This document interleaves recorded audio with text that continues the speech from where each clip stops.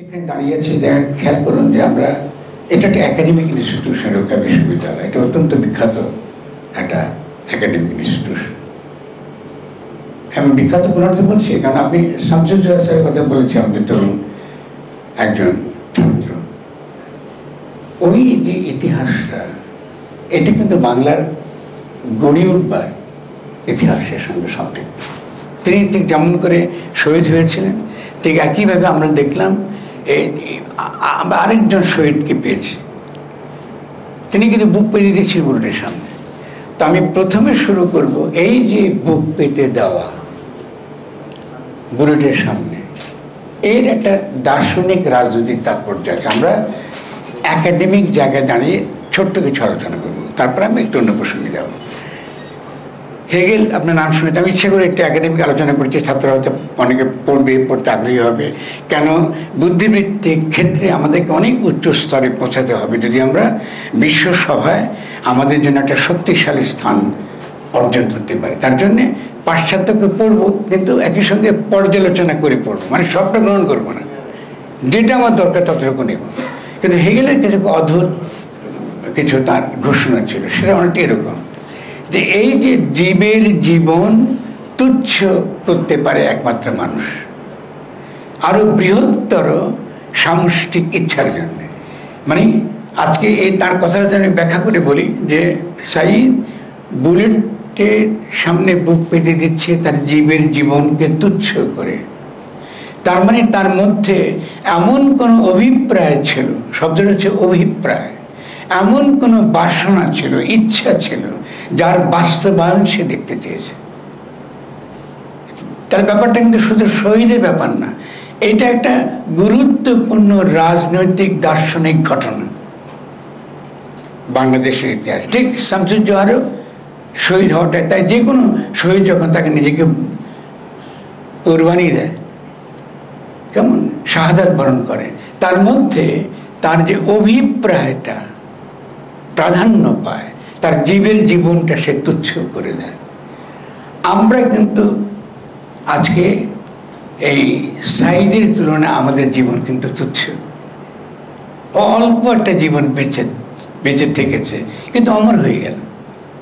সে অমর রয়ে গেল, ইতিহাসের মধ্যে যেমন অমর হয়ে গেল, আজকে এই যে দার্শনিক পর্যালোচনাতে অমর হয়ে রইল। সে ঢুকে পড়ল এমন একটা জগতের মধ্যে, যে জগৎটা কিন্তু নশ্বর না, অবিনশ্বর, থেকে যাবে সারা জীবন। শুধু বাংলাদেশে না, সারা পৃথিবীতে আলোচিত হবে, বারবার আলোচিত হবে। তাহলে আমাদের জন্য, তাহলে যদি এটা আমাকে বলেছেন গণ অভ্যুত্থানের উত্তর, মানে গণ অভ্যুত্থানের পরে আমরা কি আলাপ করব, তাহলে প্রথম আলাপটা হচ্ছে এই যে তার মনে যে অভিপ্রায়টা ছিল, ও তো লিখে যেতে পারেনি, লিখে যেতে পেরেছে কি পারেনি, নিশ্চয়ই একটা ইচ্ছা ছিল। তাই সে জীবিত থাকলে কিন্তু সেই ইচ্ছাটা লিখত, তার জন্য সে লড়াই করতো, যে কী জন্য সে লড়াই করছে, কী সে আদায় করতে চায়। তাহলে যারা এখানে বসে আছে, আরো হাজার হাজার সাইদ আছে না, আপনাদের প্রত্যেক অবশ্যই দেখুন, তাহলে নিশ্চয়ই তার ইচ্ছাটা কিন্তু আপনাদের মধ্যে আছে। এই যে অভিপ্রায়টা, এটা সামষ্টিক, আমাদের সকলের ব্যক্তির ইচ্ছা আর না। কারণ সাইদ কিন্তু তার নিজের জন্য কিন্তু কোনো অভিপ্রায় নাই, তার কোনো জীবের ইচ্ছা নাই, তার কোনো কামনা বাসনা নাই। তার যে ইচ্ছা বা অভিপ্রায়, এটা হলো সামষ্টিক। এটা তো বুঝতে পারছি আমরা। তাহলে আপনাদের মধ্যে নিশ্চয়ই এই অভিপ্রায়টা আছে, সামষ্টিক অভিপ্রায়টা। তাহলে গণ অভ্যুত্থানের পরে আমাদেরকে প্রথম যেটা আবিষ্কার করতে হবে, এই সামষ্টিক অভিপ্রায়টা কি, এই অভিপ্রায়টা কি। এই সামষ্টিক অভিপ্রায়টাকে বলা হয় গণ অভ্যুত্থানের মধ্যে নিহিত অভিপ্রায়। তার একটা রাজনৈতিক, তার একটা পরিভাষা আছে, এটাকে বলে গণ সার্বভৌমত্ব, পপুলার সভরেন্টি। যে জনগণের সামষ্টিক যে সত্তা, এই সামষ্টিক সত্তা সকল আইনের ঊর্ধ্বে। কোনো আইনের দ্বারা এই সামষ্টিক সত্তাকে বাঁধা যায় না, সে সমস্ত আইনের ঊর্ধ্বে। যখন এই সামষ্টিক সত্তার আবির্ভাব ঘটে, গণ অভ্যুত্থানের মধ্যে আবির্ভাব ঘটে। আমি চোখে দেখেছি গণ অভ্যুত্থানটা কেমন, আপনার সকালে চোখে দেখেছেন না, সকালে দেখেছেন গণ অভ্যুত্থান কেমন। যখন এই সামষ্টিক সত্তার আবির্ভাবটা ঘটে, এটাকে বলা হয় গণতন্ত্র। এটা খুব গুরুত্বপূর্ণ, আপনাদেরকে মুখস্থ রাখতে হবে তরুণরা যদি আগামী দিনে রাজনীতি করতে চায়। গণ অভিপ্রায়ের যে প্রত্যক্ষ যে রূপ, এটাকে বলে গণ অভ্যুত্থান, এবং গণ অভ্যুত্থানই হচ্ছে গণতন্ত্র। আমরা এই পর্যন্ত গণতন্ত্র বলতে কৃষিকে নির্বাচন মানে গণতন্ত্র দেখতে পেয়েছেন। এই গণ অভ্যুত্থানের পরে যারা কিন্তু ফ্যাসিস্ট শক্তি, ফ্যাসিবাদী শক্তি, লুটেরা, মাফিয়া শ্রেণীর এরা অনুসারে, এরা কিন্তু বারবার নির্বাচনের কথা বলে। ও একবারও বলে না যে আচ্ছা এই সাঈদ কি জন্য নিজেকে শাহাদাত বরণ করলো, কি চেয়েছে সে নিশ্চয়ই এই যে বিদ্যমান ফ্যাসিস্ট আইন, বিদ্যমান যে সংবিধান, বিদ্যমান যে আমলাতন্ত্র, বিদ্যমান যে সমাজ ব্যবস্থা, বিদ্যমান যে আর্থসামাজিক সম্পর্ক, এই যে সামাজিক বিভাজন, ও তো ওটা চায়নি। ও তো একটা সামষ্টিক সত্তার কল্পনা সে করেছে। এই যে সামষ্টিক সত্তার কল্পনা করতে পারা, এটা হলো গণসার্বভৌমত্ব। এটার আরো অনেক সুন্দর নাম আছে, যেহেতু পাশ্চাত্য থেকে আমরা পপুলার সভারেন্টির অনুবাদ করছি কি গণসার্বভৌমত্ব। যদি আমি আরবিতে বা অন্য কোনো ভাষায় বা একটা ইসলামের পরিভাষাতে কথাটা বলি, তখন আপনারা আমাকে বলে যে ফর আমাদের তো মৌলবাদী হয়ে গেছে। কেমন? ইসলামের ভাষা হচ্ছে রুহানিয়াত। এই যে রুহানিয়াত কথাটা কিন্তু আবার ইসলামিকদের আবিষ্কার না, আপনারা অনেক কথা জানেন না। এটা কি আবিষ্কার করে জানেন? ইনি এই কালের অত্যন্ত নাম করা একজন দার্শনিক, নামে মিশেল ফুকো। তো মিশেল ফুকোর একটা বিখ্যাত, তার যে ইরানের রেভলিউশন নিয়ে তিনি যখন কাজ করেছিলেন, আমি এই যে কথাটা এখন আপনাদেরকে বললাম যথাসাধ্য সহজ করে, এটা ধরতে পারলে দেখবেন যে ফুকোর তত্ত্ব ধরতে পারবেন। যে ফুকো কিছুতেই বুঝতে পারছিল না যে এই যে জনগণ কি করে শাহের মতো মার্কিন যুক্তরাষ্ট্র এত সমর্থন করছে তাকে, সমস্ত যুদ্ধাস্ত্র, সমস্ত তাদের যে কি বলে ইন্ডাস্ট্রিয়াল হত্যাকাণ্ডের সমস্ত মেশিনপত্র যার পেছনে খাড়া, তাকে কি করে উৎখাত করতে পারলো ইরানের জনগণ। এটা হলো পলিটিক্যাল স্পিরিচুয়ালিটির একটা বিশেষ ধরনের রুহানি অভিজ্ঞতা, যেটা নতুন রাজনীতির সম্ভাবনা তৈরি করে। আমি আবারও বলছি, কথা খুব গুরুত্বপূর্ণ। আমি যে ভাষায় কথা বলছি এটা কিন্তু শিখতে হবে, নতুন ভাষা, যে এটা নতুন যেই রুহানিয়াত, যেটা আমার হৃদয়ের অভিপ্রায়ের যেই ঐশ্বরিক যেই বাসনা, যে আমি আল্লাহর সঙ্গে একত্রিত হব, আমি তার সঙ্গে মুক্ত হব, মুক্ত সত্তা হিসেবে আমি সমষ্টির সত্তাকে হাজির করব। এই যে পলিটিক্যাল স্পিরিচুয়ালিটির যে ধারণাটা, এটা ফুকুর কাছ থেকে শিখে, দুর্ভাগ্যজনক এটা কিন্তু আমরা কোনো ইসলামীদের কাছ থেকে শিখিনি, আমাদেরকে আবার পাশ্চাত্যের কাছ থেকে নিতে হয়েছে। কারণ ওই বিপ্লবটা হয়েছে ইরানে, যেহেতু সেখানে পলিটিক্যাল স্পিরিচুয়ালিটিটা সেখানে বিরাজ করছিল। তাহলে আমরা দেখলাম যে ইরানের যে স্পিরিচুয়ালিটি আমরা দেখলাম, যে রুহানিটা আমরা দেখলাম, তারই কিন্তু আরেকটা অভিপ্রকাশ আমরা আজকে সাঈদের মধ্যে দেখলাম। অদ্ভুত ব্যাপার না? এবং এটা একটা ওটা একটা ইসলামী দেশ, সেখানেও কিন্তু রিলিজিয়ান অত্যন্ত গুরুত্বপূর্ণ, সেখানেও কিন্তু স্মৃতি, কেমন কারবালার স্মৃতি, শহীদের স্মৃতি গুরুত্বপূর্ণ। আমাদের মধ্যে ঠিক তেমনি আমাদের কিন্তু একটা স্মৃতি আছে, আমরা লম্বা লড়াই করেছি, আজকে থেকে নয়, সে হোসেন শাহ আমল থেকে লড়াই করে কিন্তু আমরা আসছি, ধীরে ধীরে ধীরে ধীরে আমরা গড়ে উঠছি, আমাদের একটা বিকাশ করছে। এই যে ধীরে ধীরে গড়ে ওঠা, এর একটা আলাদা একটা টার্ম আছে আধুনিক কালে, কেমন? সেই টার্মটা হলো, পরিভাষাটা হলো রাজনৈতিক জনগোষ্ঠী। আমরা নতুন একটা রাজনৈতিক জনগোষ্ঠী হিসেবে আমাদের বিকাশ ঘটছে। ৭২ সে রাজনৈতিক জনগোষ্ঠী প্রথম সুরন আমরা দেখেছি। সেই সুরনের ফলে আমরা একটা স্বাধীন ভূগোল, একটা স্বাধীন দেশ হিসেবে আমাদেরকে প্রতিষ্ঠা করতে পেরেছি। কিন্তু আমাদের পলিটিক্যাল স্পিরিচুয়ালিটি, আমাদের রাজনৈতিক রুহানিয়াতটা সে এখনো সম্পূর্ণ রূপ নিয়ে হাজির হতে পারে নাই। আমরা কি পেয়েছি? ৭২ একটা দেশ পেয়েছি, স্বাধীনতা পেয়েছি।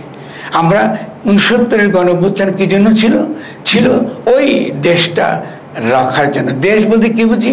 এই যে প্রাণ, প্রকৃতি, পরিবেশ, গাছপালা। আমি অসম্ভব মুগ্ধ হয়েছি যে এটা খুবই সিম্বলিক ছিল, কারণ আমি প্রাণ, প্রকৃতি, পরিবেশ সেরকম কর্মী। তবে প্রাণ প্রকৃতি পরিবেশের সঙ্গে আমাদের যে ব্যবহারিক সম্বন্ধ, নিত্যদিনের যে সম্বন্ধ, এর মধ্য দিয়ে কিন্তু আমার স্পিরিচুয়ালিটির প্রকাশ পায় প্রাণ প্রকৃতি পরিবেশের সঙ্গে। কী করে? দেখুন, আপনি ইসলামের মধ্যে বলে যে মানুষকে পাঠানো হয়েছে কীভাবে? আল্লাহর খলিফা হিসাবে। যদি আল্লাহর খলিফা হিসাবে দুনিয়া এসে থাকেন, তাহলে আপনার প্রথম কাজটা কী? প্রথম কাজটা হচ্ছে গাছপালা, পশু পাখি, জীব, অণুজীব, যেটা আপনি চোখে দেখেন, যেটা আপনার চোখে দেখেন না, তার সৃষ্টিকে রক্ষা করা। এই রুহানিয়াত খুব সহজ, কঠিন কিছু না। ফলে ফেরেশতাদেরকেও তিনি শুনলেন না। ফেরেশতাই কী করতেছে তুমি? তো মানুষকে যদি তুমি সৃষ্টি করো, সে দুনিয়া থেকে কী করে ফেতনায় ফ্যাসাদ করবে? কেমন বলে, আরে আমি যা জানি তোমরা তা জানো না। ফেরেশতাকে বলে যে সেজদা কর, আমি সৃষ্টি করেছি মানুষকে সেজদা কর। এর মধ্য দিয়ে একটা থিওলজিক্যাল ভাষায়, মানে ধর্মতাত্ত্বিক ভাষায়, এই পলিটিক্যাল স্পিরিচুয়ালিটির কিন্তু ওই বার্তাটা ধর্মতাত্ত্বিক ভাষায় আছে, ইঙ্গিতটা আমরা পড়তে পারি না। আমরা এখন কোরআন পড়তে শিখিনি, হাদিস পড়তে শিখি না, আমাদের ইতিহাস পড়তে শিখি নাই। পাশ্চাত্য কিন্তু পড়তে শিখেছে। ফলে তারা খ্রিশ্চানিটির যে সার্বজনীন মর্ম, খ্রিশ্চানিটির যে সার্বজনীন মর্ম, এটা তারা বোঝে। আপনি যখন নিজেকে বলেন আমি মুক্ত, আমি স্বাধীন, আপনি যে মুক্তির কথা বলেন, মানুষের মুক্তি কিন্তু খ্রিশ্চান ধর্ম। এটা কি জানেন? এখানে কেউ কি জানেন এটা? আর ইসলাম বলে মানুষ তো সবসময় মুক্ত। ওর কিসে থেকে সে মুক্ত হবে? মানুষ তো পাপী না, ওকে তো দুনিয়ায় পাপী আকারে পাঠানো হয়নি। ওর তো মুক্ত থাকাটাই কাজ, ও তো মুক্ত, ওর মুক্ত থাকাটাই কাজ। ফলে সবসময় সে কি, যে তার মুক্তিকে হরণ করে, যে জালেম, তার বিরুদ্ধে সে লড়াই করে। তো ইসলামের সঙ্গে খ্রিস্টানিটির ফান্ডামেন্টাল তফাৎ আছে, পলিটিক্যাল কনসেপ্টের তফাৎ আছে। আমার তো মুক্তি চাই বলে দরকার পড়ে নাই। আমার মুক্তি কেন হরণ করলি তুই? তোকে নামাবো। সে যে হয়ে পারে, আন্দোলন করে পারি, গিয়ে সশস্ত্রভাবে পড়ি। ফলে জিহাদটা সাংঘাতিক ইম্পর্টেন্ট পলিটিক্যাল কনসেপ্ট। দেখেন কি, সবই কিন্তু যুক্ত, সবই কিন্তু দর্শনের সঙ্গে যুক্ত। আপনারা আমাকে দার্শনিক বলে আমি লজ্জা পেয়ে শুনলেন, কিন্তু দর্শন মানে চিন্তা করবার ক্ষমতা। যে আপনি যখন একটা বাদাম খান না, আপনারা বাদাম তো খান সকলে কম বেশি। বাদাম খেতে গেলে কি করেন? বাইরের খোসাটা ফেলে দিতে হয়, ফেলে দিয়ে ভেতরের শ্বাসটা বের করতে হয়। ঠিক ধর্মতত্ত্ব তেমন। ধর্মতত্ত্বের মধ্যে দর্শনের সে শ্বাসটা লুকায়িত থাকে, বাইরের খোসাটা ফেলে দিলে আপনি মর্মটা পেয়ে যান। এ দেখেন, পলিটিক্যাল স্পিরিচুয়ালিটি একান্তই এটা একটা ইসলামী পরিভাষা। এটা ইসলামী নতুন রাজনীতির যে সম্ভাবনা আমরা যদি বাংলাদেশে করতে চাই এবং বিশ্ব জয় করতে চাই এবং এটা পোস্ট খ্রিশ্চিয়ান জগৎ তৈরি করতে চাই। এখন সারা বিশ্ব কিন্তু খ্রিশ্চিয়ান জগৎ। আপনি নিজেকে মুসলমান দাবি করতে পারেন, আপনি কিন্তু আসলে খ্রিশ্চিয়ান, কারণ তাদের ভাষায় আপনি ব্যবহার করেন, তার চিন্তাধারায় আপনি চিন্তা করেন, তাদের বইপত্র আপনি পড়েন। আমি কথা বলতে গিয়ে হেগেল ছাড়া কোনো কথা খুঁজে পেলাম না। রুশের কথাই বলতে হচ্ছে আমাকে। হ্যাঁ, বলতে পারতাম, গাছালি কথা বলতে পারতাম, কি রুশদের কথা বলতে পারতাম, কিন্তু আমার এখনকার এই মুহূর্তের যে রাজনীতি, যে রাজনৈতিক নির্মাণটা করতে হবে, নতুন যে রাজনীতি আমাকে তৈরি করতে হবে, সেখানে আমাকে আবারও ফিরে যেতে হবে ধর্মতত্ত্বে, যেখানে বাদামের খোসার মতো ভেতরে তার যে শ্বাসের মতো সত্যিকারের দার্শনিক আগামী দিনের নতুন পৃথিবী তৈরি করবার উপাদান রয়েছে। ওটা পড়তে জানতে হবে আমাকে, কী করে আমি পড়ব। তাহলে আজকেও কিন্তু এই যে গণ অভ্যুত্থানটা ঘটলো, এই আমার এই আগের আলোচনা যদি বুঝেন, তাহলে বুঝবেন যে তার মানে একটা নতুন ঘটনা ঘটতে যাচ্ছে। আমরা 5ই আগস্টে একটা অভূতপূর্ব ঘটনা ঘটিয়ে দিয়েছি। এটা বৈশ্বিক, এটা আঞ্চলিক তো নয়, এমনকি বাংলাদেশের জাতীয় নয়, এটা বৈশ্বিক ঘটনা। এটা উপমহাদেশকে বদলাবে এবং খুব দ্রুত বেগে সারা পৃথিবীকে বদলাবে, যদি আপনারা আমার এই কথাগুলোর মর্ম একটু প্রতিদান করতে পারেন। ভুলটা কোথা থেকে করেছি আমরা, যারা আমার ছোট ভাই খুব সুন্দর কথা বলেছে, যে আমরা তখন বলেছি বারবার, বাচ্চা ছেলে গণ অভ্যুত্থান করেছে, ওর সেই সাহসটুকু হয় নাই যে আমি জনগণের অভিপ্রায় ধারণ করছি, আমার অভিপ্রায়ের মধ্যে সাঈদ আছে, মুগ্ধ আছে, সে অভিপ্রায়ের বলে আমি বলতে পারি আজ থেকে বাংলাদেশ আমাদের ফরমানের অধীনে চলবে, এ বলার ক্ষমতা সে অর্জন করেনি। এটা সে বলতে পারে নাই, ওই সাহসটুকু তার হয় নাই। হয় নাই বলে আমরা যেহেতু এখন কি রাজনীতি এবং আইনের সম্পর্ক বুঝতে পারি না, তখন কি বলা হয়েছে ওদেরকে, তরুণদেরকে বলা হয়েছে এই তোমরা এটা কী বলো, সংবিধান ছাড়া কি রাষ্ট্র চলে, এটা বোঝানো হয়েছে ওদেরকে। এখন ধর আপনি মতো বয়স কত ওদের, 22, 23, 24, 25, 26, 27, রাত বেশি না, আপনাদের মতোই বয়স। ওকে যদি আজকে বড় বড় তথাকথিত পণ্ডিতদের গিয়ে বলে এই তোমরা কি বলছো, তো আইন ছাড়া কি রাষ্ট্র চলে, আমার কাছে সেটা ফরাদ পেয়ে বলে যে সংবিধান ছাড়া রাষ্ট্র চলে না। তো আমি তাদের ওদেরকে বলো যে ইংল্যান্ডেতে কোনো লিখিত সংবিধান, ওরা কি করে চলে? আপনি কি জানেন ইংল্যান্ডের সংবিধান নাই, যে লিখিত কোনো সংবিধান নেই, নিউজিল্যান্ডে নেই, ইসরায়েলে নেই, তো অবশ্যই সংবিধান ছাড়া চলে। তারপর আরেকদিন সে ফোন করে বলে ফরাদ ভাই এই যে আমাদের জেনারেলরা বলতেছে যে কী করে হবে, সংবিধান ছাড়া লাগবে না, আমাদের জেনারেলদের বলো। ওরা যখন সামরিক অভ্যুত্থান করে তখন তারা কি করে, সংবিধান স্থগিত করে না, ওরা ফরমান দিয়ে দেশ চালায় না।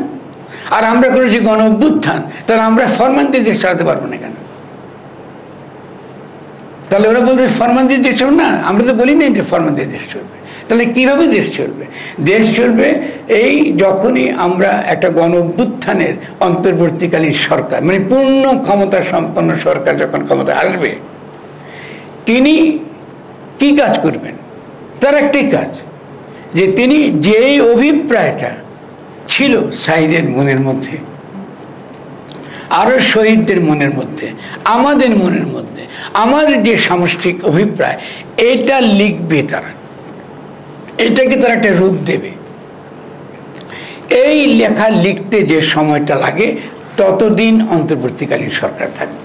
খুব সহজ ফর্মুলা, সব বিপ্লব সেভাবে হয়েছে। কিন্তু আমরা কি দেখলাম, আমাদের মধ্যে হঠাৎ করে গণঅভ্যুত্থানকে ঢুকিয়ে ফেলা হলো বিদ্যমান সংবিধানের অধীনে, এবং এমন একটা সরকার গঠন করা হলো যে সরকারটা কিন্তু আসলে অবৈধ।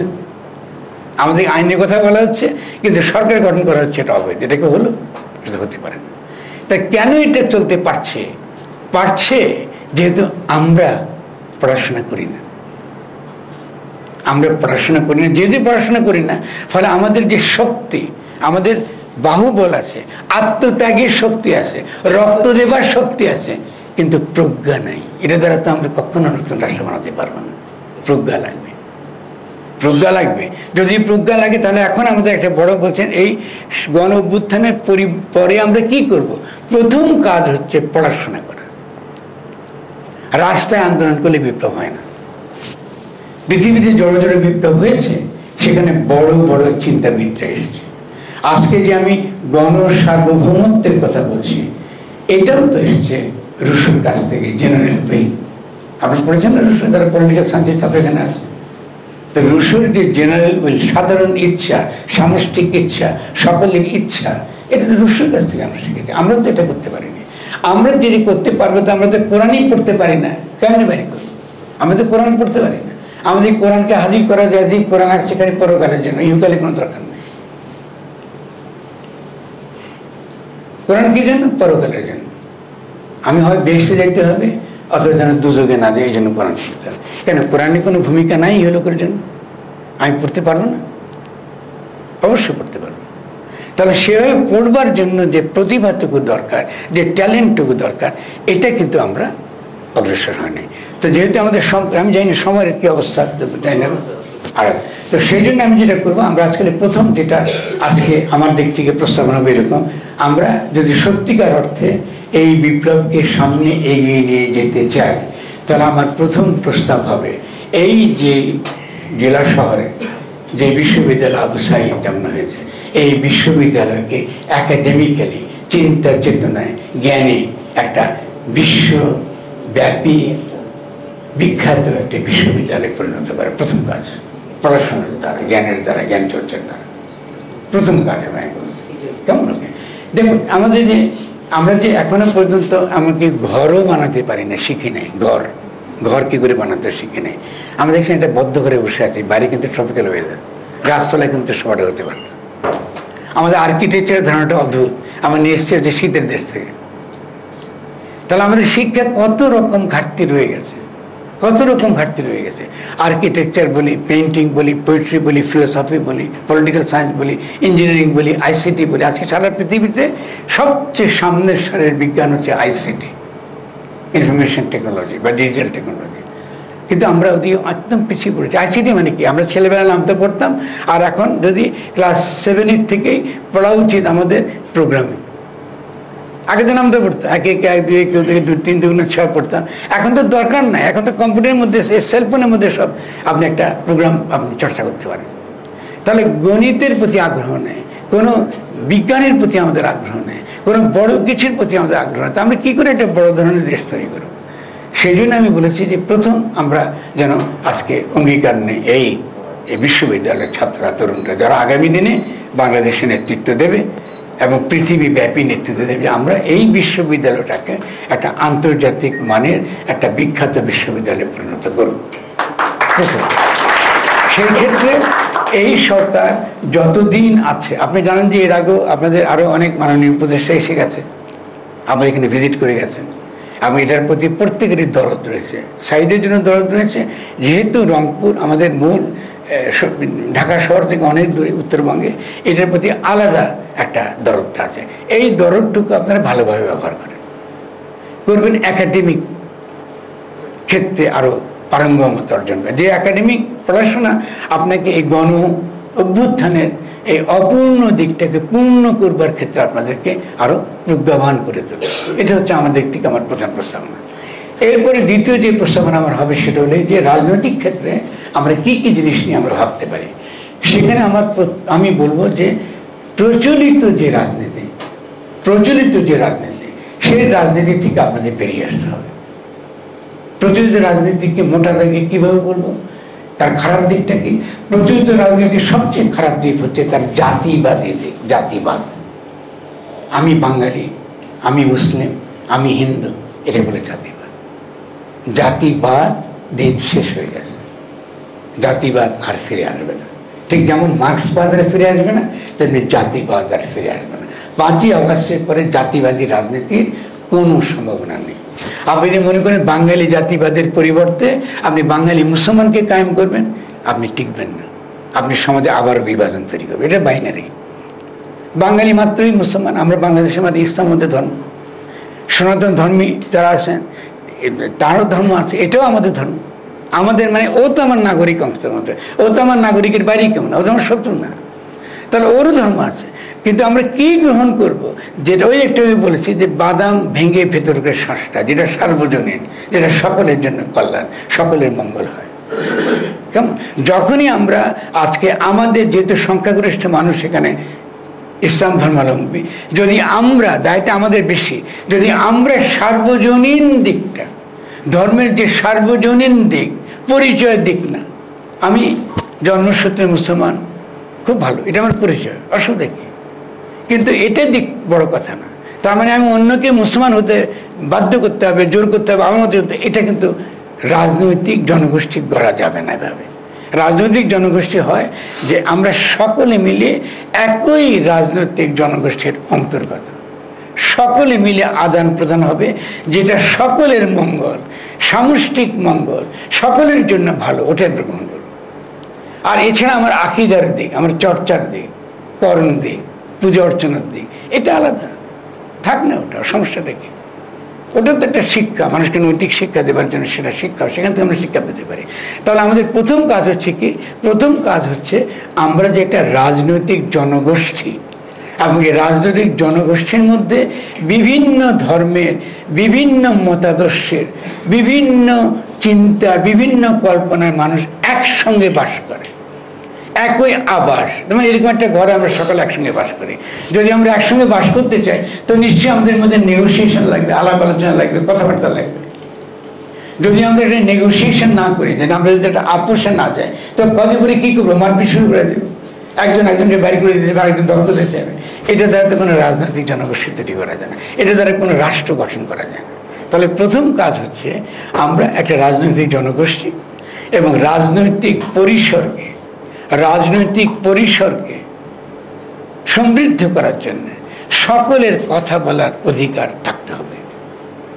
ফলে আমরা এই রোকেয়া বিশ্ববিদ্যালয় যেটা চাই, এটাও একটা রাজনৈতিক পরিসর আকারে গড়ে উঠুক, এটা আমার স্বপ্ন, আপনার প্রতি আমাদের প্রস্তাব।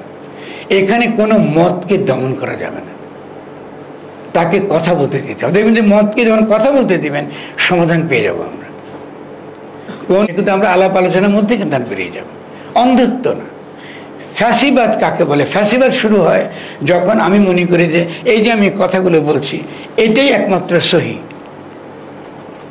এটা একমাত্র সঠিক, আমার কথা সকলকে শুনতে হবে, এটা কিন্তু আমি কিন্তু এটা মনে করি না। আমি মনে করি না যে আমি সব কথা বলছি সব সঠিক, কিন্তু আমি মনে করি যেহেতু আমাদের সকলের মধ্যে বিবেক আছে, সকলের মধ্যে বিবেক দিয়েছে আল্লাহ, জ্ঞান দিয়েছে, প্রজ্ঞা দিয়েছে, ফলে আমি কোন কথাটা সঠিক কোন কথাটা বেঠিক এটা আমরা আলোচনা করতে পারি এবং সিদ্ধান্ত নিতে পারি একসঙ্গে মিলে, যে এটা আমার সকলের জন্য মঙ্গল, এটা আমাদের জন্য মঙ্গল না। তাহলে রাজনৈতিক পরিসর কথাটা মানে কি? সেই পরিসর যেখানে আমরা বিভিন্ন মতে, বিভিন্ন ধর্মে, বিভিন্ন চিন্তার মানুষ একসঙ্গে বসবাস করি। কারণ গাছপালা, ভূগোল, নদী, মাটি এই সবই তো আমাদের সকলেরই, এর মধ্যে আমরা বাস করি, এখানেই বাস করতে হবে। ফলে সকলকে নিয়ে বাস করতে হলে আমাদের সকল মতের মধ্যে যে বিভিন্নতা এবং বৈচিত্র্য, তার মধ্যে সার্বজনীন দিকটা আমরা যেন সকলে উপলব্ধি করি, সকলের জন্য যেটা মঙ্গল এটা যেন আমরা খুঁজে বের করি। দেখুন, এমনকি ইসলামের মধ্যে বলছে যে আমি বিভিন্ন ভাষা, বিভিন্ন জাতি তৈরি করেছি। কেন? কারণ যেন তারা পরস্পরকে চিনতে পারে। ভারী সুন্দর কথা। বৈচিত্র্য হচ্ছে আমাদের সমৃদ্ধি, বৈচিত্র্য হচ্ছে মহিমা। আমরা যদি যারা সত্যিকার অর্থে আল্লাহ প্রেমিক, আল্লাহকে ভালোবাসেন, তারা জানেন যে তিনি বৈচিত্র্য পছন্দ করেন। যদি বৈচিত্র্য পছন্দ না করতেন তাহলে এই পৃথিবী এত সুন্দর কেন? আমাকে বুঝিয়ে বলেন তো, পৃথিবী এত সুন্দর কেন, এত বৈচিত্র্যময় কেন, এত গাছপালা কেন, এত কিছু কেন, এত নক্ষত্র কেন? তাহলে তিনি কিন্তু বৈচিত্র্য পছন্দ করেন, বৈচিত্র্য। এবং তিনি নিজেও বলেছেন বৈচিত্র্য করেছি কেন? যাতে আমি বৈচিত্র্যের মধ্যে এককে উপলব্ধি করতে পারি। যদি আমি বিভিন্নের মধ্যে, বিভিন্ন অনেকের মধ্যে আমি এককে উপলব্ধি করতে পারি আমার উপলব্ধির দ্বারা, এবং জ্ঞানগতভাবে এককে আমি প্রতিষ্ঠা করতে পারি, এটাকে বলে তৌহিদ। এটা তো আমরা জানি সকলে। তাহলে এককে তো উপলব্ধি করতে হবে। ইসলামে কিন্তু শাহাদা বলে কথাটা, উপলব্ধি, সাক্ষ্য দিতে হবে আপনাকে। আপনি যে এককে উপলব্ধি করেছেন এটা তো সাক্ষ্য দিতে হবে। সাক্ষ্য দিলে কি করতে হবে? এই তার এই সৃষ্টিকে কেতাব আকারে পড়তে জানতে হবে। এটা কিন্তু আয়াত, তার চিহ্ন। গ্রহ, নক্ষত্র, গাছপালা, নদী, ঠাকুর সবই কিন্তু তার চিহ্ন। এই চিহ্নের মধ্যে, এই বিভিন্নতার মধ্যে, এই অনেকের মধ্যে এককে উপলব্ধি করবার যে সাধনা, এটাই হচ্ছে ইসলামের সাধনা। আমাদের নবী, রসুল, ওলি, আউলিয়া, পীর, মুর্শিদ, ফকির সকলে কিন্তু একের সাধনা তৈরি করেছে। দেখেন, আমরা কিন্তু লজ্জিত, আমি যে কথাগুলো বলছি, আমি কিন্তু পাশ্চাত্য দর্শন, পাশ্চাত্য জ্ঞান দ্বারা যথেষ্ট জানি, কিন্তু ওটা দ্বারা আমরা অগ্রসর হতে পারবো না।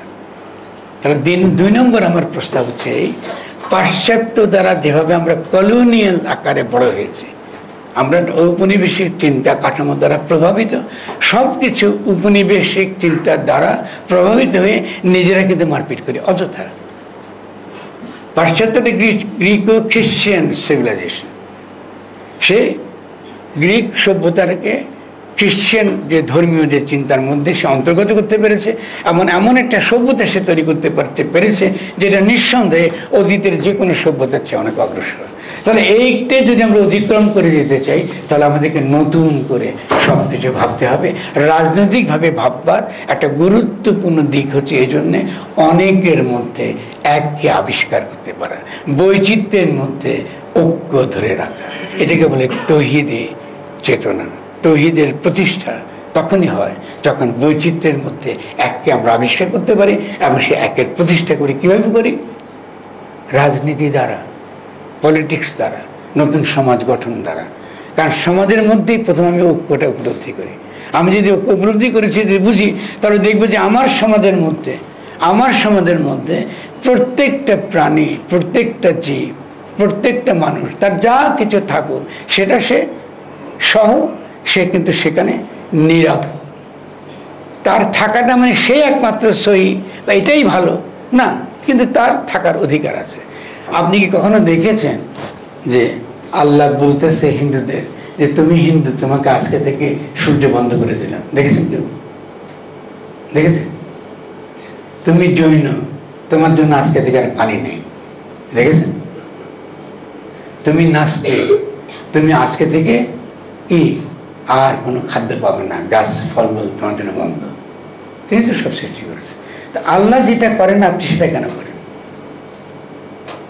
তাহলে এই জন্য দেখুন, এই যে ভাষা নেই, তিনি এই জন্য পালনবাদের কথা বলতেন যে আমি এমন এক আল্লাহর কথা চিন্তা করি যিনি শাসনবাদী নন, যিনি শাসন করবার জন্য আসেন নাই।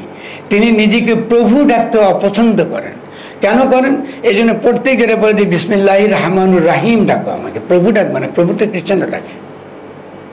আমি কি হতে চাই তোমার কাছে? আমি হতে চাই দয়ালু। তুমি ভুল করবা, মাফ করে দেবো।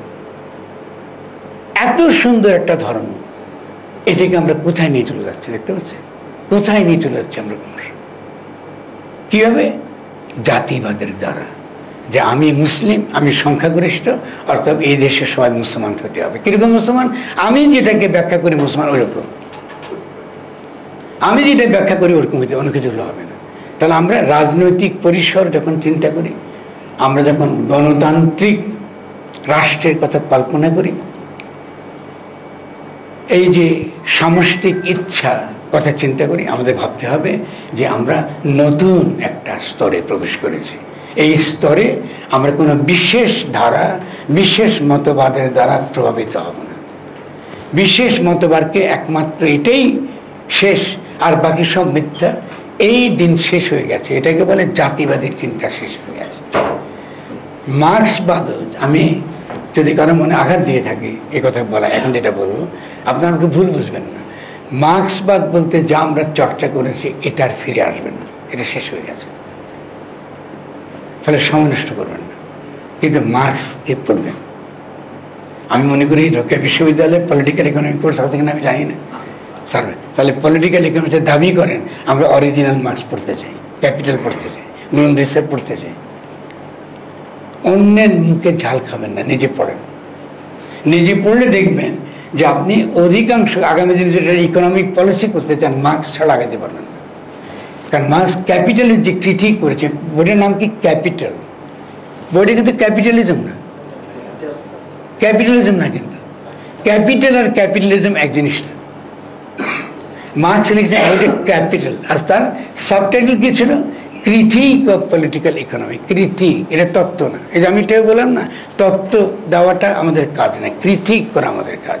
ক্রিটিক মানে পর্যালোচনা করতে পারা, মানে পর্যালোচনা মানে আমার চিন্তা করার ক্ষমতা বাড়ানো। আমি পর্যালোচনা করতে পারি, ক্রিটিক করতে পারি। ক্রিটিক মানে ভালোটা বের করে নিয়ে আসা, আর যেটা আমার প্রয়োজন না এটাকে বাদ দিয়ে দেওয়া। ওই যে কি চীনাবাদামের ভেতর থেকে খোসা বের করে নিয়ে আসা, এটাকে বলে ক্রিটিক। তাহলে আমাদের ক্রিটিক করতে শিখতে হবে। তো আমি এই কথাগুলো বলে আপাতত শেষ করব। আপনারা প্রশ্ন করবেন আমাকে, যদি কোনো প্রশ্ন থাকে আমি চেষ্টা করবো যে প্রশ্নের উত্তর দিতে। নিঃসন্দেহে প্রশ্ন নিশ্চয় থাকবে আমাদের আরো অনেক, ঠিক আছে না?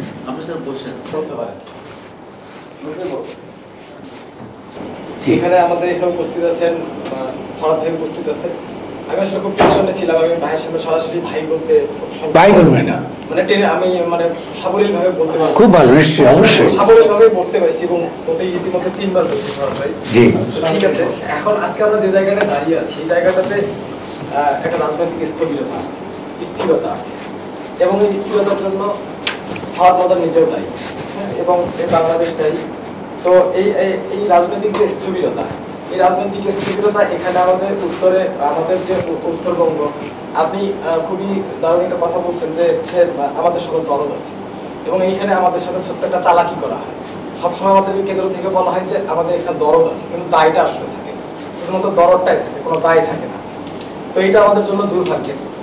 তো ব্যাপারটা হচ্ছে, আমরা যদি উত্তরের কথা ধরি, আমার বাড়ি আসলে আমি এখানে পড়াশোনা করি, কিন্তু আমার বাড়ি কুড়িগ্রামের চিলমারি উপজেলায়। সেই চিলমারিতে আমরা জানি যে চিলমারির রেইড হয়েছিল, যেটা আমাদের দ্বিতীয় বিশ্বযুদ্ধে নরম্যান্ডি ল্যান্ডিং এর কথা স্মরণ করায়। তারপরে যে আজকে আমরা চোখের সামনে থেকে শহীদ আবু সাঈদকে যেভাবে চলে যেতে দেখলাম, তারপরে শহীদ আবু সাঈদের একই পথ ধরে আমরা মানে অনেককে যারা সরাসরি শহীদ আবু সাঈদের দ্বারা প্রভাবিত হয়ে শহীদ হয়েছে, এরকম শহীদ শাহরিয়ার খান আনাস, শহীদ জোহান, শহীদ আহনাফ, তারা সবাই তাদের মায়েদের সাথে মোটামুটি মানে তর্ক করেই যে আবু সাইদ ভাই চলে যাচ্ছে রাস্তায়, আমি কেন থাকবো, এরকম ভাবে চলে গেছে। তো আমরা ওইরকম একটা জেনারেশনে বিলং করি। তো ওই জায়গাটা থেকে এখন আমরা এই যে আমাদের যে আপনি বলছেন যে আমাদের সবার যে অভিপ্রায়টা আছে, এই অভিপ্রায়টাকে একটা চিন্তায় আনতে হবে আমাদের। এখন এই একটা চিন্তায় আনার জন্য আমরা শুধু মাত্র যদি ঢাকা কেন্দ্রিক আমাদের যে রাজনীতিটা আছে, এই রাজনীতিটা আমাদেরকে সরাইতে হবে, রাজনীতিটা আমাদেরকে বর্জন করতে হবে। ওই একই জায়গা বর্জনের যে জায়গা আছে, এটা কিন্তু একটা সূক্ষ্ম ইতিহাস আছে। আজ আপনি এখানে বসে আছেন, আপনাকে এখানে আজকে বলার সুযোগ আছে যে শহীদ আবু সাইদ সহ আমরা যেদিন এই ক্যাম্পাসে যেদিন একটা আমাদের আলাপ হয় 12ই জুলাই, সেদিন পর্যন্ত আমরা বুঝতে পারতেছিলাম না যে আমরা আসলে বৈষম্য বিরোধী ছাত্র আন্দোলনের ব্যানারে আমরা মুভমেন্ট করবো কিনা। এই যে লিকেজ এবং এই যে গ্যাপটা, এই গ্যাপটা তো বাংলাদেশের বাস্তবতা। হ্যাঁ, এবং শেষ পর্যন্ত ইভেন 16 তারিখ পর্যন্ত কিন্তু আমাদের ব্যানারটা বৈষম্য বিরোধী ছাত্র আন্দোলন ছিল না, কারণ আমরা বৈষম্য বিরোধী ছাত্র আন্দোলন মানে জানতাম না ওনারা কে আন্দোলন করছে, কেন আন্দোলন করছে আমরা জানতাম না। ঠিক একইভাবে আমরা জানি না ঢাকায় আপনারা যারা আলোচনা করেন, দেখেন আজকে বেগম রোকেয়া বিশ্ববিদ্যালয়ে আসতে আপনার অলরেডি 9 মাস লাগছে, 5 আগস্ট পরবর্তী সময়। কিন্তু এটা কেন হবে?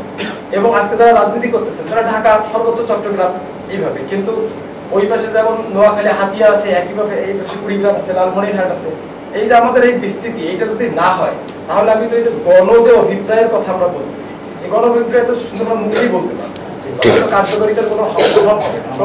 এই যে এই প্রথাটা আমরা আসলে কিভাবে ভাঙবো, আমরা কারা ভাঙবো, এই দায় আসলে আমাদের কাজ। এবং সারা আমাদের বাংলাদেশের রাজনীতি যে ইনসেন্ট্রিস্ট রাখা, এটা কি সারা জীবন এরকমই থাকবে? জি জি, ঠিক আছে, বৈষম্য জি জি, বুঝতে পেরেছি। আপনার প্রশ্ন বুঝতে পেরেছি আমি, খুব ভালো প্রশ্ন। আচ্ছা, আমি তাহলে প্রথমত একটা কথা আপনাকে প্রশ্ন বলি।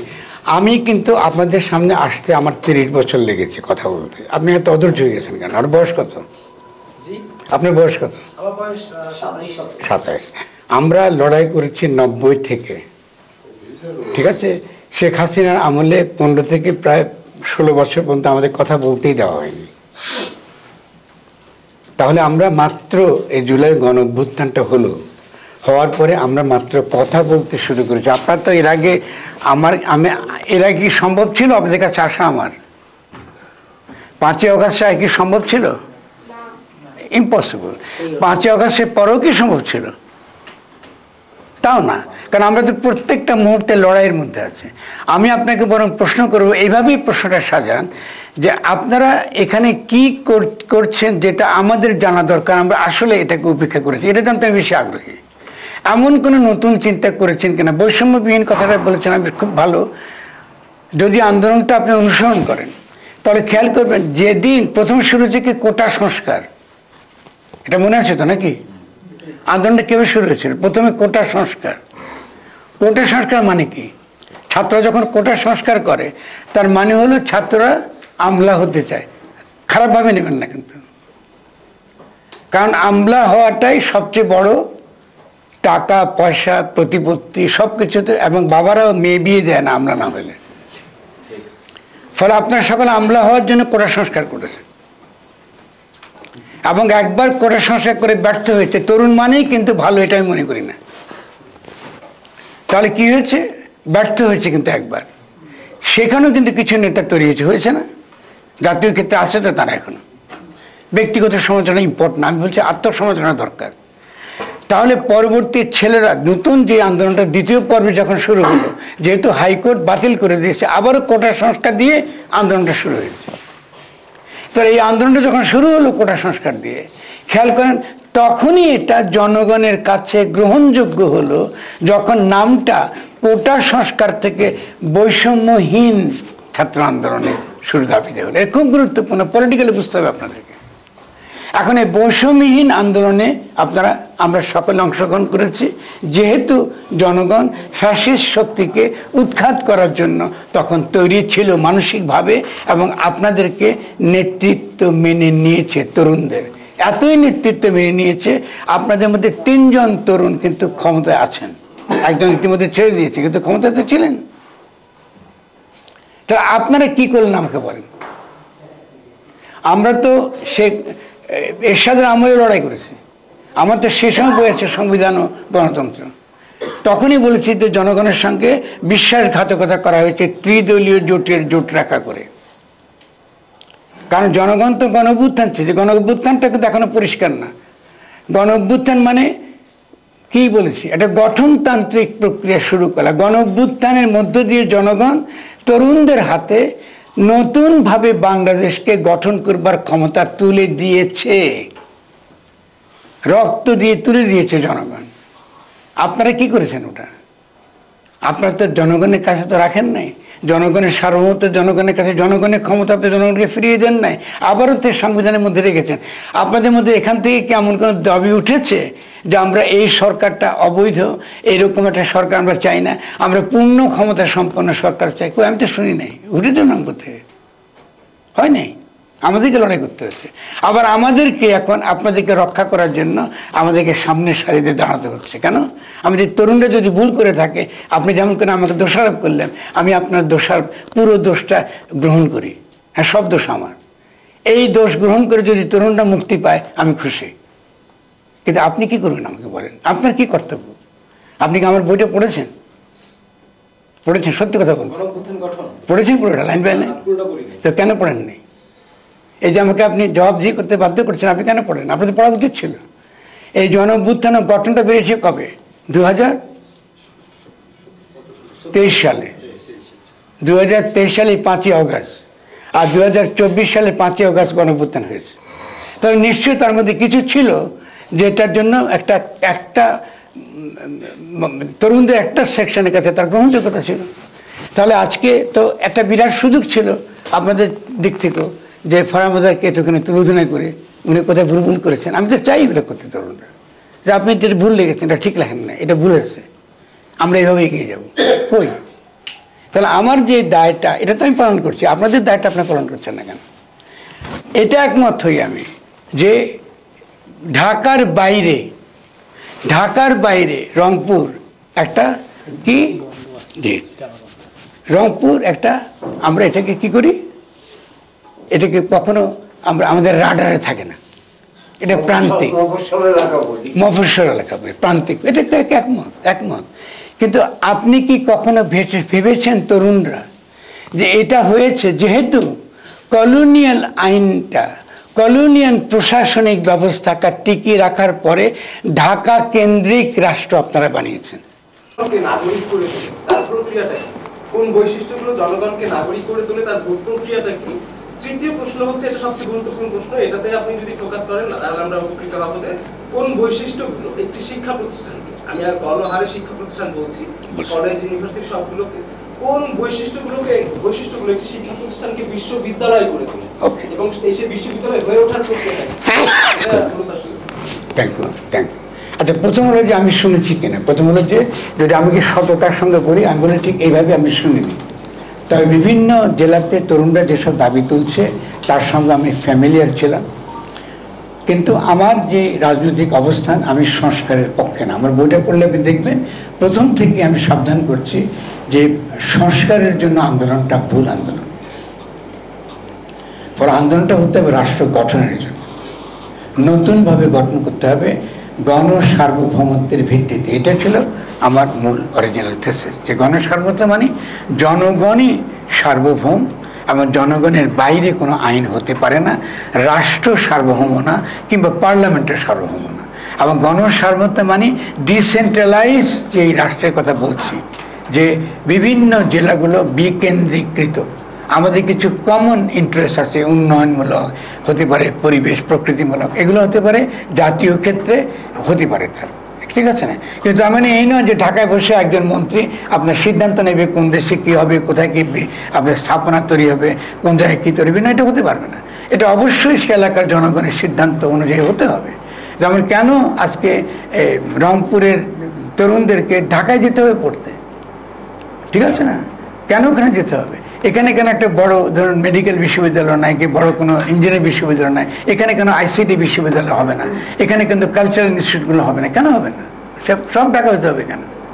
তাহলে এগুলো হলো যে আমাদের গণতন্ত্র যদি আমরা চাই, গণতান্ত্রিক রাষ্ট্র গঠনের এগুলো হচ্ছে প্রকল্প। কিন্তু এটা তো শুরু করতে হবে একটা জায়গা থেকে। সে একটা জায়গাটা কি? এটা কি আমি বলতেছি গাঠনিক ক্ষমতা। গণ অভ্যুত্থান আপনাকে একটা গাঠনিক ক্ষমতা দেয়, পাওয়ার দেয়। জনগণ অভ্যুত্থানের মধ্য দিয়ে আপনাকে একটা কনস্টিটিউটিভ, নিজেদেরকে নিজেরা গঠন করবে একটা ক্ষমতা দিয়েছিল 5ই আগস্টে, কোনো সন্দেহ নেই। কিন্তু এটা আমরা ব্যবহার করতে পারিনি। এখন ব্যবহার কেন করতে পারি না? এটা কোনো ষড়যন্ত্র করে হয়েছে কি কেউ হয়েছে, এটা ভিন্নতা পারি নাই, কারণ আমাদের মধ্যে এই চিন্তাটা পরিষ্কার হয় নাই। আমি হয়তো করতে পারিনি, আপনারা হয়তো আমাকে বোঝাতে পারেননি যে কেন সংস্কারের দাবি করবেন। আপনাদের মধ্যে একটা রাষ্ট্র সংস্কার আন্দোলন তো ছিল না? গণ অভ্যুত্থান বইটা কিন্তু রাষ্ট্র সংস্কার আন্দোলনের উদ্যোগে একটা সেমিনার হয়েছে, সেখানে কিন্তু তোলা হয়েছিল। প্রথম চ্যাপ্টারটা ছিল কেন সংস্কারের আন্দোলনটা ভুল, কেন গঠন করতে হবে। তাহলে এই তর্কগুলোকে আমরা পাশ কাটিয়ে, অন্তত এতটুকু স্বীকার করি আমরা, এই তর্কগুলোকে পাশ কাটিয়ে আমরা নতুন করে বাংলাদেশ কিন্তু আসলে গঠন করতে পারব না। গঠনের কনসেপ্টটা লাগবে, কনস্টিটিউটিং পাওয়ারের কথাটা বলবে, কেমন কনস্টিটিউয়েন্ট অ্যাসেম্বলি, এই ধারণাগুলো পরিষ্কার থাকতে হবে। যদি পরিষ্কার না থাকে আবারও কিন্তু আমরা ব্যর্থ হব। আরেকবার বারবার লোক মরবে, বারবার কিন্তু আবার সে পুরনো কাহিনী। তাহলে আমিও আপনাদেরকে বিনয়ের সঙ্গে বলবো যে আসুন আমরা কনসেপচুয়াল জায়গাটা পরিষ্কার করি। আচ্ছা, বাকি আর দুটো প্রশ্ন কিছু, সরি আমি একটু হারিয়ে ফেলতে হবে। আচ্ছা, প্রথমটা নাগরিকটা সাপোজ করে একটা গণতান্ত্রিক রাষ্ট্র, নাগরিকদের বৈশিষ্ট্যের জন্য তো অলরেডি আপনি গণতন্ত্রটা করেছেন। নাগরিকতাটা রাষ্ট্র যখন ব্যক্তি আকারে আপনাকে স্বীকৃতি দেয় এবং আপনার অধিকারকে সে স্বীকৃতি দেয় এবং তার আইনি প্রতিরক্ষা, সামাজিক প্রতিরক্ষা নিশ্চিত করে, তখনই আপনি নাগরিক। নাগরিক হিসেবে আপনি হিন্দু নন, মুসলমান নন, আস্তিক নন, নাস্তিক নন, আপনি শুধু রাষ্ট্রের চোখে নাগরিক। ফলে রাষ্ট্র আপনার প্রতি কোনো প্রকার কি ভিন্ন আচরণ করতে পারবে না। আপনার অধিকার একই, সকলের অধিকার সমান। আপনি কি মেয়ে হতে পারেন, কি ছেলে হতে পারেন, আপনার অধিকার কিন্তু নাই। দেখুন আজকের আলোচনাতে কিন্তু আমি কোনো মেয়ে দেখছি না। আছে কি 2-4 জন? কয়জন? তার তো আজকে দেখে না অর্ধেক থাকা উচিত ছিল। তাহলে নাগরিক অধিকার, তাহলে বুঝে গেল আপনারা নাগরিক অধিকারে বিশ্বাস করেন না।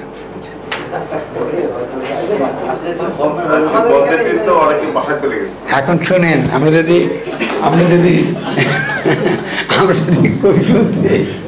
কৈফিয়ত দিতে পারি, কিন্তু আমাদের তো একটু আত্মসমর্থন লাগবে না? আমরা পুরুষরা কি ভালো? আমাদের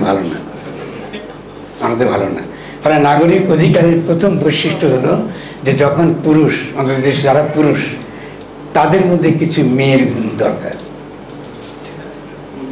প্রথম মেয়ের গুণ কি? এই যে ব্যাটাগিরি করতে করতে অভ্যাস এমন যে মেয়েদেরকে আমরা ঘরে ঢুকে ফেলি সবসময়।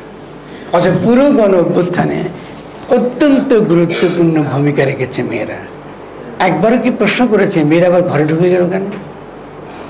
এই তো নাগরিক। আপনার আমি বুঝাই যে নাগরিক অধিকারের একেবারে আন্দোলনের দিক থেকে বেসিক জিনিসটাই তো আমি করছি না। তা আমি তরুণদের বলবো যে আমরা যখন এরপরে যখন আমরা আসবো, আধা মেয়ে আধা ছেলে দেখতে চাই। এটা হলো প্রথম বৈশিষ্ট্য, যে ইনশাল্লাহ অবশ্যই করবো। এটা গুরুত্বপূর্ণ।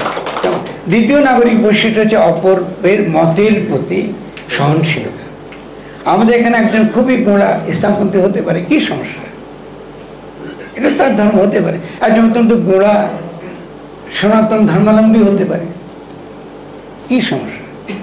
আছে না আপনাদের এখানে গোঁড়া ধর্মাবলম্বী? হতে পারে। এখানে কি আরো অন্যান্য সাঁওতালরা নাই? এতে উত্তরবঙ্গ অন্য কোনো আদিবাসী বা আমাদের অন্যান্য ক্ষুদ্র জাতি সত্তা কি নাই?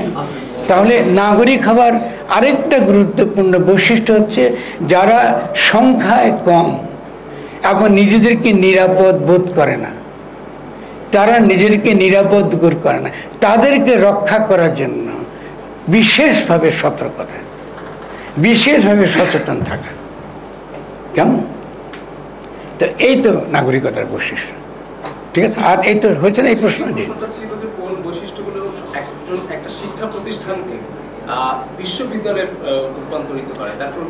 বিশ্ববিদ্যালয় কথাটা এসেছে ইউনিভার্সিটি বাংলা আকারে।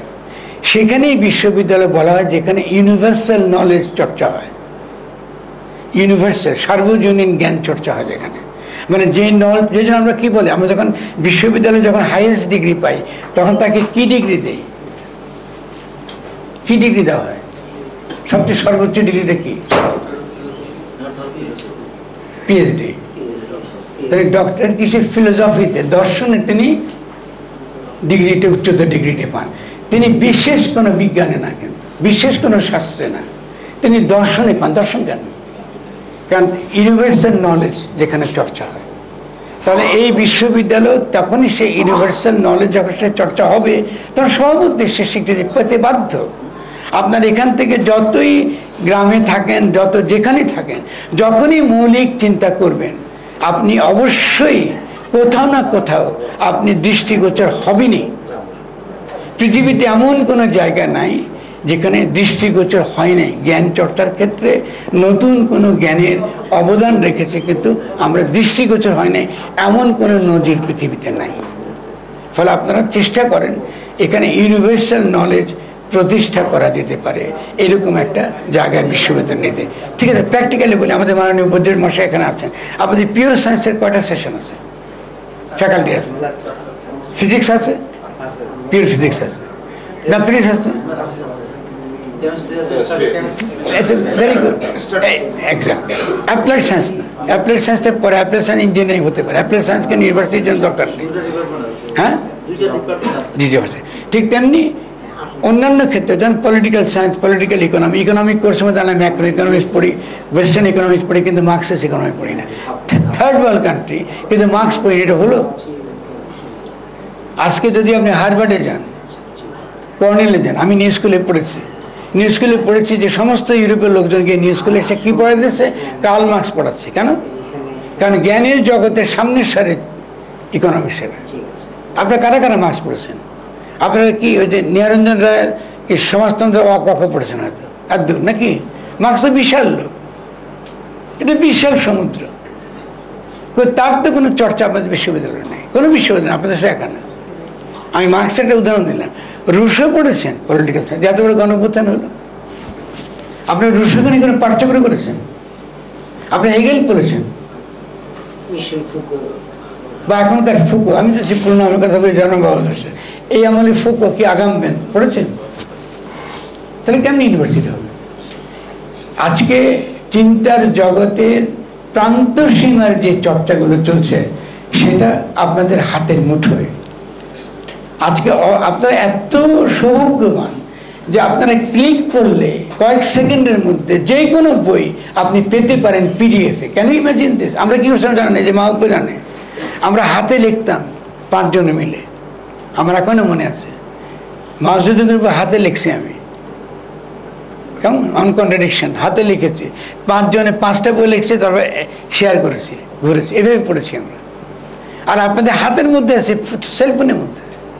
তাহলে আমি মনে করি বাংলাদেশের তরুণরা 5ই আগস্টের পরে অনেক বড় ঘটনার জন্য তৈরি হয়ে গেছে, শর্ত তৈরি হয়ে গেছে। এই যে প্রশ্ন করছে তার মধ্যে কিন্তু বুঝতে পারছি আমি কি আসতেছে সামনে। ফলে আগামী দিনে একটা বড় ঘটনা ঘটবে, কিন্তু বড় ঘটনা তখনই ঘটবে যদি আপনার পড়াশোনায় মনোযোগী হন। পড়তে হবে এবং পড়ে নাকচ করতে জানতে হবে। কি ফুকোর এটা নেব, এটা নেব না, এটা আমার কাজে লাগবে না, হেগেল এটা নেব, এটা নেব না, এটা আমার কামে নেই। এই যে ক্রিটিক্যালি পড়তে পারার ক্ষমতা আপনাদেরকে অর্জন করতে, বিশ্ববিদ্যালয় এটা কিন্তু আপনাদেরকে দিতে পারবে না। আমাদের মাননীয় পর্যায়ে তিনি যতই আন্তরিক হন, আপনার চেষ্টা তো আপনাকে করতে হবে। আপনার খাতা তো উনি লিখে দেবেন না, দেবে কি? লিখে দেবেন, আপনাকে করতে হবে। ফলে তরুণদের প্রতি আমার আবেদনটা হবে, দয়া করে এই যে আমাদের গণ আন্দোলন, গণসংগঠন করছেন, এটার পক্ষে আমি 100 ভাগ। কিন্তু ওর মধ্যেও আমরা কি করব? ওর মধ্যেও আমরা পড়বো, জানবো, তর্ক করবো সবার সঙ্গে, এবং একটা সার্বজনীন জ্ঞান উৎপাদন করব। এটা শুধু বিশ্ববিদ্যালয়ের মধ্যে না। এখানে কয়টা পাঠ্যক্রম আছে বিশ্ববিদ্যালয়ে?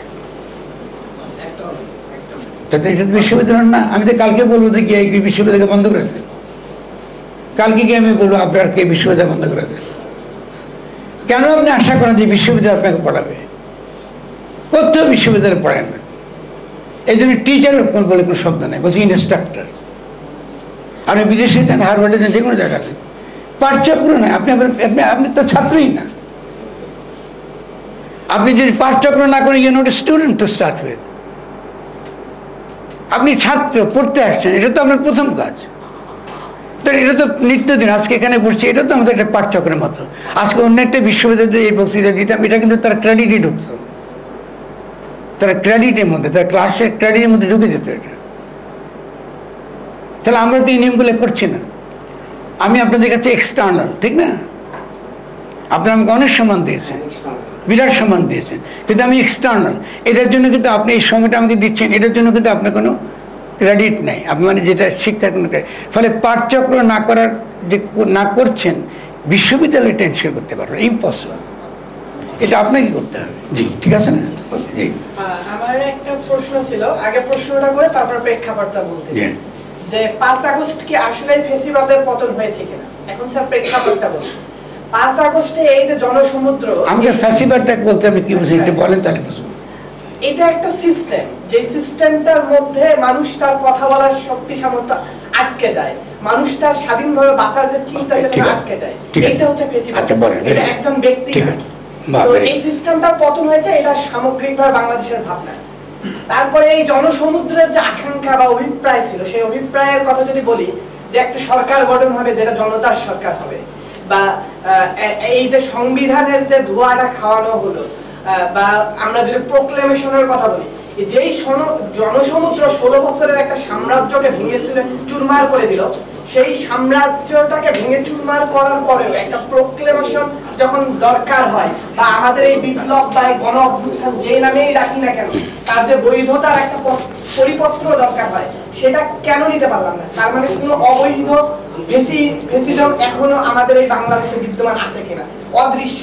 যে যারা আমাকে এসে বলতেছেন না না সংবিধানের বাইরে যেও না, না না এটা এভাবে হয় না, এটা আইনের বাইরে যায়, এটা এভাবে হয়, তাহলে কোন আইনের বিধানে ওই শেখ হাসিনার যে সাম্রাজ্য ছিল সেটার পতন ঘটলো? আর কেন এখন আমরা এসে পাচ্ছি না? সেই গণসমুদ্র কেন ঠিক পথে হাঁটতেছে না? পথ দেখানোর দায়টা কাজ ছিল, কেন তারা দেখাচ্ছে না? কারণ জনসমুদ্র কিন্তু সংবিধান করে আন্দোলনে নামে নাই, তারা কিন্তু লেখাপড়া স্টাডি করে না। এখন যে তাদের পড়তে হবে এই জ্ঞানটা, এই যে যেমন আমরা যদি ফরহাদ মজারের বিপ্লব উত্তর যে প্রতিরক্ষা, একটা বই আমি আপনার যখন বাসায় গেছিলাম আপনি দিয়েছিলেন, ওইটাতে টুকটাক যদি পড়ি, তো এই বইটা তো সবাই পড়তেছে না। আপনি পাঠচক্রের কথা বলতেছেন, কেন এই বিপ্লব উত্তর বাংলাদেশে কেন শিক্ষা মন্ত্রণালয় থেকেই বলা হচ্ছে না যে বিশ্ববিদ্যালয়গুলো এইভাবে চলা দরকার, সেখানে এই পাঠচক্র দরকার, এই বইগুলো পড়া দরকার? শুধু আমাদেরকে কেন ওই যে হীরক রাজার দেশে একদম এমন ভাবে রাখা হচ্ছে যে আমি কিছুই জানবো না, আমি একটা রাজনৈতিক দলের পিছনে গিয়ে শুধু সহমত ভাই স্লোগান দিয়েই চলে আসবো, আমার আর কোনো স্টাডি থাকবে না? এটা আমার ফেসিজমের হয়েছে কিনা, এটা একটা আলাদা জিনিস। আর একটা কনসেপ্ট স্যার, আমি যে কনসেপ্টটা নিয়ে আপাতত শেয়ার করতেছি, যে গণমত নামে একটা সার্ভে প্ল্যাটফর্ম আছে, যেখানে ওরা আগে থেকে পোলিং সিস্টেম করতেছে যে কার জনপ্রিয়তা কতটুকু। যেহেতু ভোটের যখন ভোট হয় ব্যালটে, তখন অনেক কিছু কারসাজি হয়, কিন্তু যখন জনতার গণমত ভাবে দিবে বা সার্ভে হবে, তখন আসলে ফিল্টার আউট হয়ে আসবে মানুষ। আর একটা কনসেপ্ট হচ্ছে স্যার, যখন সংসদে বসে আমাদের প্রতিনিধিরা কথা বলে, তারা কিন্তু তাদের দলের পারপাস সার্ভ করে, তারা নিজেদের পারপাস সার্ভ করে, তারা অঞ্চলের পারপাস কতটুকু সার্ভ করে এটা আমরা জানি না। কিন্তু আপনার মতো চিন্তাশীল যারা মানুষ, তাদের সংসদে বলার অধিকার রাখেন না, বা আপনারা ইচ্ছা করেই যান না, জন্য দেখা গেছে আপনার কথা জনতার সামনে আসে না, আপনারা মতামত দিতে পারেন না। সংসদের বাইরে পুরো বাংলাদেশে এই যে আমাদের উত্তর অঞ্চল যে আছে, এই উত্তর অঞ্চল থেকে সাংবাদিক যারা হচ্ছে জ্ঞানী মানুষ, যারা হচ্ছে বিভিন্ন ইনস্টিটিউশনের যেমন ভিসি স্যার আছেন বা কোনো কলেজের প্রিন্সিপাল, তাদের জন্য একটা প্ল্যাটফর্ম আমরা তৈরি করতে পারি কিনা, যে আগামী বাংলাদেশে সংসদে যেমন ডিসিশন হবে, সেই সংসদ যদি ভুল সিদ্ধান্ত নেয়, সেটা যাতে বাইরে থেকে আমরা বসে ডিনাই করতে পারি, অ্যাটলিস্ট কথাটা তো বলতে পারবো স্যার। এরকম কোন কনসেপ্ট নিয়ে কেন কাজ করতেছেন না, যেখানে শুধু আমাদের এই সংসদমুখী করা হচ্ছে বারবার? কেন আমরা বহির্মুখী সবাইকে নিয়ে চিন্তা করতে পারতেছি? খুব ভালো, আপনি অনেক প্রশ্ন একসঙ্গে নিয়ে আসছেন। তো আমি মনে করি যে আপনি এইভাবে ভাবেন। প্রথমত হলো যে কেন আমাকে দিচ্ছে না, কেন আমাকে পড়ছে, এটা না করে আপনি কি চান এটা লেখাটা খুব গুরুত্বপূর্ণ। আমরা কি চাই এটা পরিষ্কার করে বলাটা অনেক বেশি গুরুত্বপূর্ণ। কেমন? ওকে।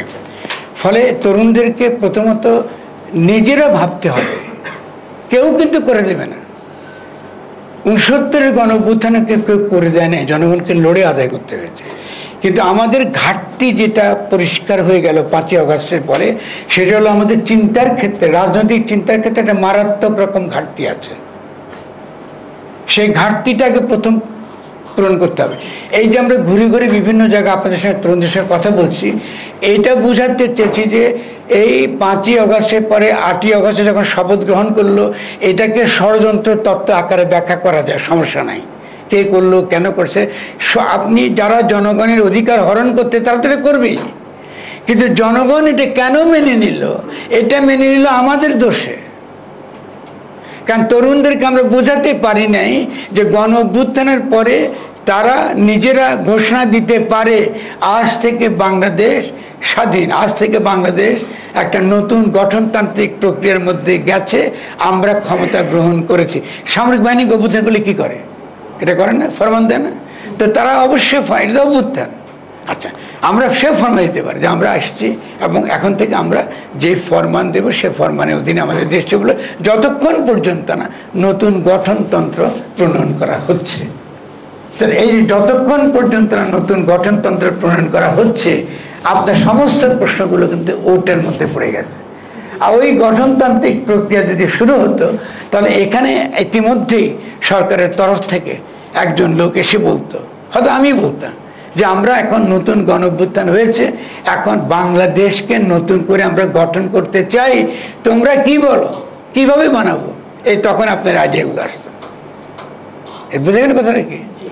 তখন আমরা কি বলতাম যে হ্যাঁ, আমরা চাই যে আমরা এখান থেকে কি করে কথা বলবো, আমাদের কথা কি করে শোনা যাবে, বা আমাদের যারা জ্ঞানী গুণী প্রজ্ঞাবান তাদেরকে কি করে আমরা রাষ্ট্রের কাছে শোনাবার বাধ্য করব, আমাদের কি ধরনের প্রাতিষ্ঠানিক রূপ, এই তরগুলো আপনি করতে পারতেন। কিন্তু আপনি যদি গাঠনিক ক্ষমতা ধারণাই না বোঝেন, এত বড় এতগুলো লোক মরে গেল, এতগুলো লোক জীবন বিসর্জন দিল, এতগুলো লোক পঙ্গু হয়ে সারা জীবন থাকবে, কিন্তু আপনাদের তরুণদের মধ্যে একবারও এলো না এটা যে ক্ষমতা আমাদের লাগবে, পুরনো ক্ষমতা দ্বারা চলতে পারবে না। কেন? এটা তো আমি তো নিজে বিস্মিত, আমি তো নিজে অবাক হয়ে গেছি। আপনারা তো মরতে গেছেন, গুলির সামনে গেছেন কিনা? সেখানে বহু ছেলে আছে যারা গুলির সামনে দাঁড়িয়েছেন সাইদের মতো। আপনাদের একবারও মনে এলো না আমি মরতে গেছি, কিন্তু আমার ইচ্ছার বাইরে কি করে সরকার গঠিত হলো? আমি তো দেখি নাই, আপনাদের মেনে নিচ্ছি সকলে। আপনারা যখন মেনে নিয়েছেন, তখন আমি বুদ্ধি নিয়ে কারবার করি। আমি তখন বুঝতে পেরেছি একটা মারাত্মক চিন্তার অক্ষমতা তরুণদের মধ্যে বিরাজ করছে, এবং সেটার সমাধানের জন্য আমি ছুটে বেড়াচ্ছি বোঝাতে আপনাদেরকে এটা ভুল হয়েছে, আগামীবার যেন ভুল না হয়। খুব সহজ, তা আমরা লড়াইয়ের মধ্যে আছি, এটা শেষ হয় না এই যুদ্ধটা। এবং আগামী যুদ্ধটা অনেক বড় যুদ্ধ হবে, আমি আপনাকে সাবধান করে রাখছি আপনাদেরকে। আগামী যুদ্ধটা কিন্তু আর বাংলাদেশের সীমানার মধ্যে হবে না, পরবর্তী লড়াইটা সীমানার মধ্যে হবে না, কারণ আপনারা কিন্তু কলোনি, আপনারা কিন্তু কলোনি, এখনো সীমান্তের উপরেরও কলোনি, আন্তর্জাতিকভাবেও কিন্তু কলোনি। আপনারা যখন এলন মাস্ককে নিয়ে আসেন, হোয়াইট সুপ্রিমেসিস্ট, আমরা শুনেছেন তো, তারা মনে করে দুনিয়াতে সাদারাই শ্রেষ্ঠ, সাউথ আফ্রিকা থেকে এসছে তারা, এটা তারা মনে করে। আর তাদের যে নেতা ট্রাম্প, তিনি মনে করে ইসলাম হেটস আস। আপনি দেখেছেন না এগুলো? আপনারা পড়েছেন তো, ইসলাম হেটস আস। উনি মনেই করে যে মুসলমানরা সাদাদেরকে ঘৃণা করে এবং তাদের সঙ্গে তাদের একটা যুদ্ধ আছে, চলবে যুদ্ধটা। আপনারা কি তৈরি এই লড়াই করার জন্য? আপনাদের তৈরি না, আপনাদের পড়েও দেখছেন না।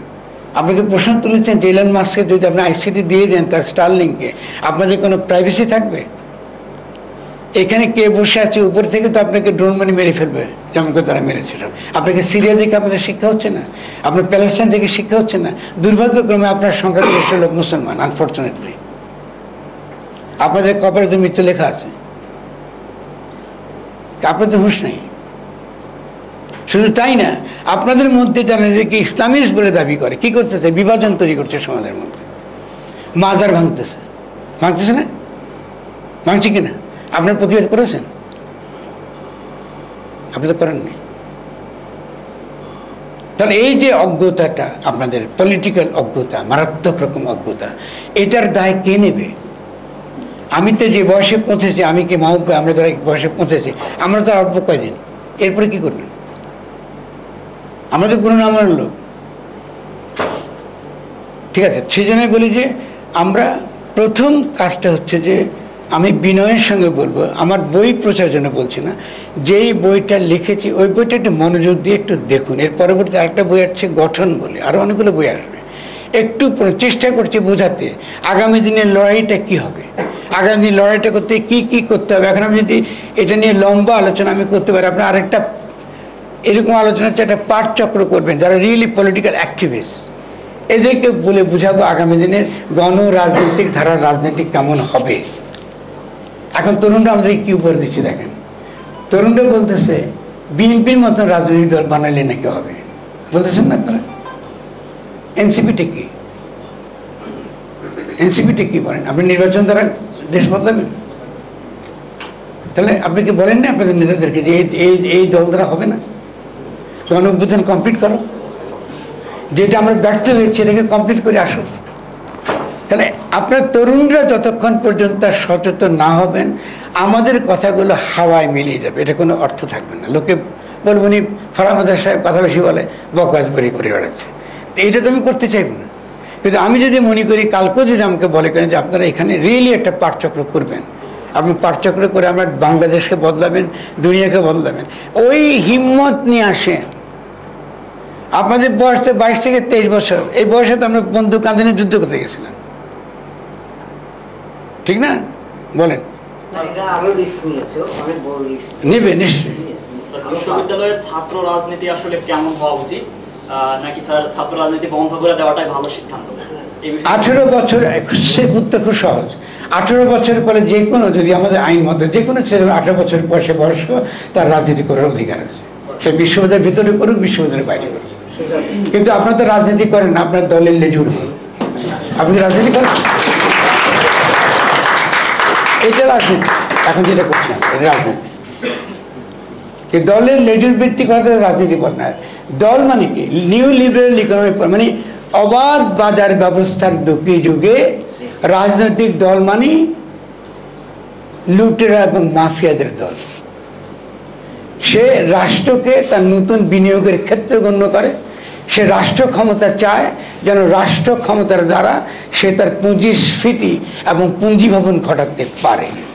তার তো কোনো প্রিন্সিপাল নেই, তার তো কোনো আদর্শ নেই। আমাদের দেখ বলেন না রাজনৈতিক দলের কী আদর্শ আছে যেটা বাংলাদেশকে নতুন একটা পথ দেখাবে? আছে কিছু?